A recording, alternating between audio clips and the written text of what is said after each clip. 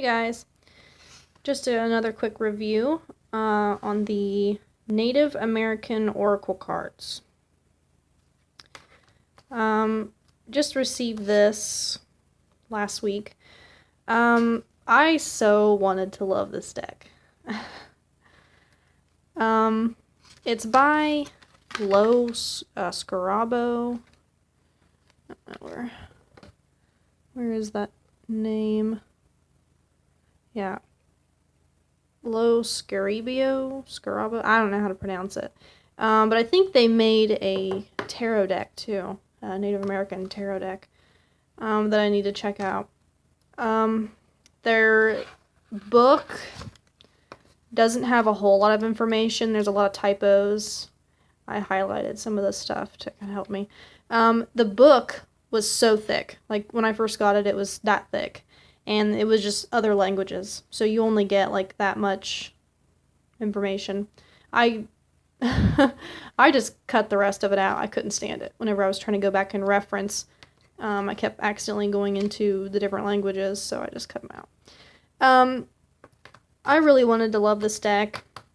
I was looking for a good Native American deck of some sorts, Oracle or Tarot, and the artwork is okay. It's decent.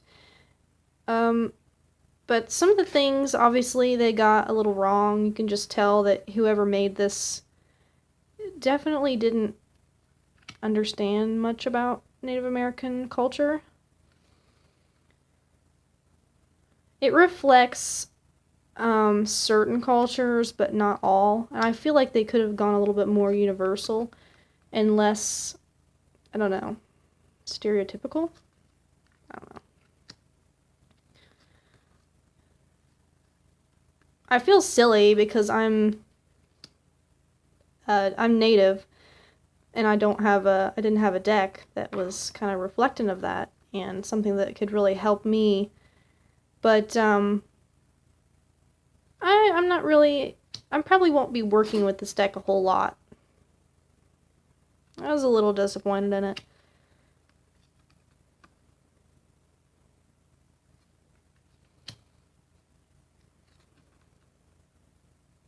Some of the cards are really nice. The artwork on some of them is really pretty, but for the most part, it seems a little juvenile.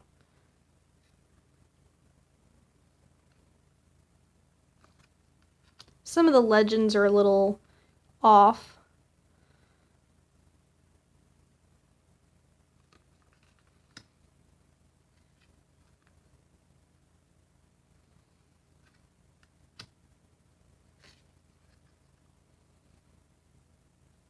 A lot of times, you know, people of the Native American culture, you know, we just take what we can get. Because there's really not much out there for us. But definitely might get a different deck. I don't know. I'm gonna have to ask around and see if I can find something that's a bit, I don't know, a little more accurate, I guess. But pretty deck.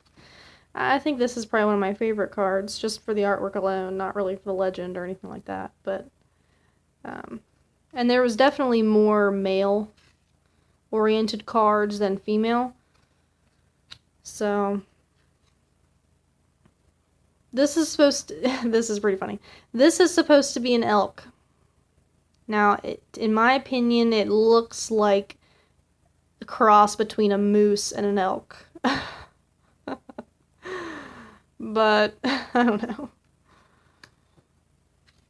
So yeah.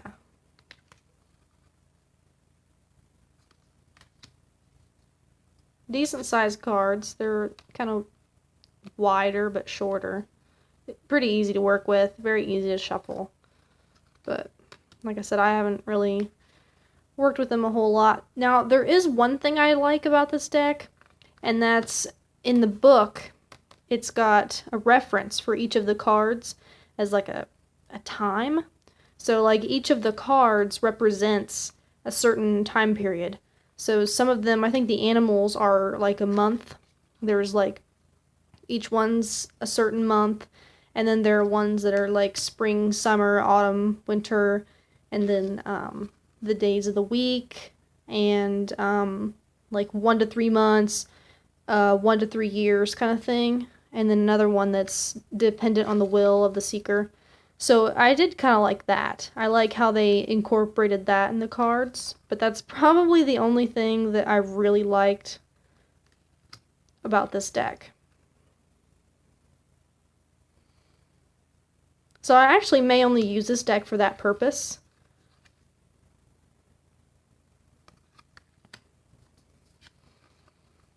And this is another one of the prettiest cards.